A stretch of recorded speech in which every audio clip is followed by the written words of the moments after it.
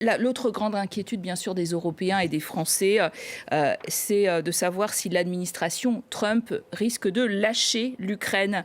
L'Europe sera-t-elle d'ailleurs en mesure de prendre le relais, sachant que les 27 achètent beaucoup d'armes aux États-Unis pour justement les envoyer en Ukraine et sont très divisés à l'idée de compenser l'aide financière américaine de façon massive, de faire des emprunts et de pouvoir justement se soustraire aux États-Unis et les remplacer. Alors, il y a 3 éléments dans votre question et je vais en parler très brièvement. Premièrement, sur les moyens financiers.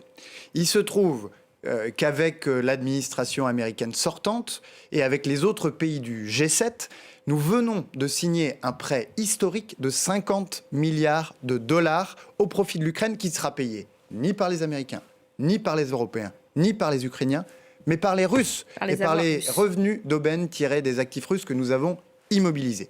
Et cela va permettre à l'Ukraine de poursuivre sa résistance héroïque face à l'agression russe. Deuxième élément, et vous avez raison de le signaler, 80% des approvisionnements militaires des armées européennes proviennent de l'extérieur de l'Union européenne. C'est une situation de dépendance qui est inacceptable, qui conditionne d'une certaine manière certains de nos choix géostratégiques et cela ne peut plus durer. C'est pourquoi nous appelons, depuis 2017, je le disais, à ce que notre industrie de défense se développe. Et c'est pourquoi nous disons qu'à l'heure où la France, où l'Allemagne, où la Pologne, où les autres pays européens augmentent leurs dépenses publiques en matière de défense, eh bien qu'il faut que ces dépenses se tournent vers l'industrie européenne. Le troisième volet, c'est celui de l'abandon imaginé par l'administration Trump des Ukrainiens.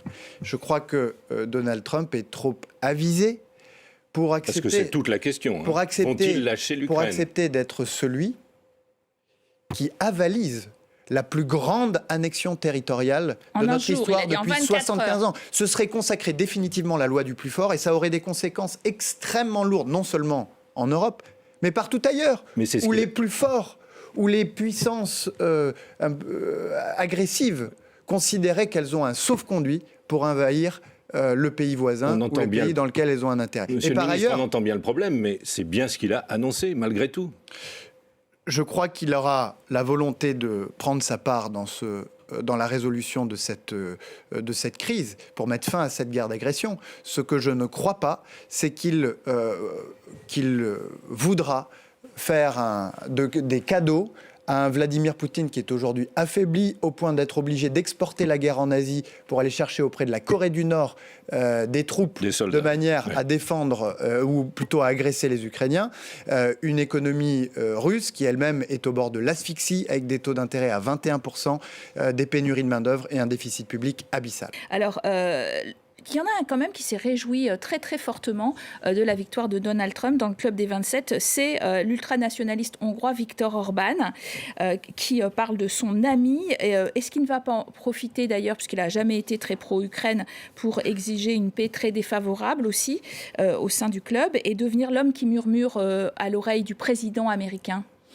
Mais je ne crois pas que Viktor Orban puisse exiger quoi que ce soit.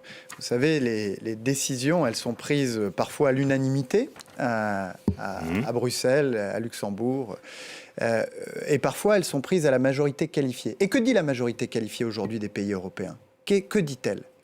Eh bien, elle dit que la situation est extrêmement grave, que ce qui est en jeu sur le front ukrainien, c'est l'existence même de l'Europe. Écoutez ce que dit le président polonais, écoutez ce que disent les pays baltes, écoutez ce que dit la Roumanie aujourd'hui. Si nous abandonnions, ce qui n'arrivera pas, les Ukrainiens en rase campagne, eh bien c'est la sécurité sur l'ensemble du continent qui se trouverait menacée. Et cette conviction-là, qui est très largement partagée par les 26. Ça n'est pas, je dirais, la vision de Viktor Orban et ses relations avec Donald Trump qui va la faire changer.